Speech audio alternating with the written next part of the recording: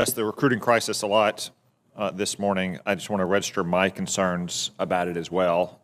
We missed our goals last year by almost 15,000 in the Army, and the other services also struggled in various ways of shifting around manpower, so they look like they hit theirs. I don't think there's any signs that this year's going to be better. I worry that the recruiting crisis is soon going to become a retention crisis in the years ahead, as you don't have a pipeline of young soldiers to replace junior NCOs, and more and more is demanded of them. Can you give me your thoughts on what the key causes for this crisis is? Thank you, Senator. I think there's probably a number of them. Certainly the last handful of years, our military has not been able to get out and be present with a lot of communities, with our youth, with our teachers, with our coaches, a lot of those typical areas that we would normally build that relationship. I also think that there have been a number of challenges, even with BRAC and others, where we have deserts of places within the country that we don't have a military presence, which exacerbates the whole problem in general.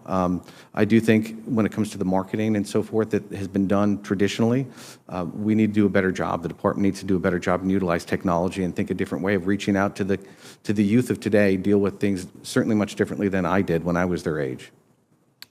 What role do you think advertising and marketing plays in this? The Army has just debuted a new set of ads harkening back to its 1980s Be-All-You-Can-Be ads. What role can different marketing strategies play in trying to recruit more young men and women into the military? Sure, and I think in this instance, Senator, one of the best things to do is also look at the private sector and how they are marketing to their potential new employees and so forth. I think there's a technology aspect that we probably don't use, the department doesn't use well enough, and that is either, let's say somebody has been clicking on a number of photos of a submarine. Does the department capture, our marketing process capture those individuals' statistics and be able to push the right marketing materials to them, get them interested, see if they are interested? I understand fully that that might require some additional approvals from Congress to make sure that we are staying within the confines of appropriate handling of information, but technology is out there that we need to look at. Okay. We hear a lot, especially from senior uniformed leaders, about the low percentage of young Americans who are actually eligible to serve in our military. Do you know what percentage that is? What percentage of young Americans are eligible to serve? Senator, off the top of my head, I think it's fairly low, probably in the 20s. Yeah, I think that's right, or maybe even the teens. I have to say, I think that's too low. I mean, do you think that's too low? You know, I think, you know, on the macro level, it could be right. I haven't really looked into it, but I know it is. Sadly, it's low. It's too low.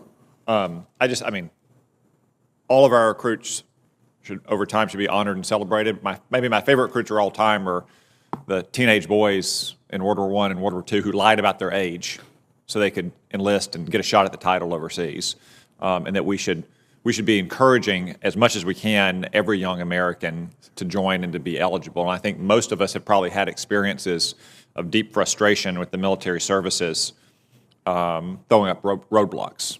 You know, a young man who was a top-tier college athlete and had a knee or a hip injury and recovered and continued to be a top-tier college athlete, yet the Army says he's not eligible. Or a kid whose parents got divorced when he was 14 and some doctor prescribed some mood-altering drug for 6 months, and 5 years later he's told it's still disqualifying. I understand, like, we can't have people who are, you know, half blind or fat or flat-footed or what have you in the military. I guess in the second category they could get in shape and join. But I think we should look at ways to try to make more young men and women eligible, especially those who are trying to serve. So can I just get your commitment that you'll look at this tendency that the service has to always, it's almost like a boast, I think, that like only 14% or only 21% are eligible. Again, like it can't be serious felons or people half blind. Certainly. But we need to do a better job of opening up a bigger pool of recruits, especially when it comes to problems that are temporary or manageable, like old injuries or old psychological diagnoses when kids were, you know, mere adolescents. Even kids that have had some run-ins with the law, you know, nonviolent or juvenile run-ins with the law. I think we need to make the pool bigger so we got a bigger pond to fish in. Can I get your commitment on that? Absolutely, Senator. Absolutely. Okay. Thank you both, gentlemen. Thank you, Senator Cotton. In fact, let me associate myself with your remarks. I think they're right on target.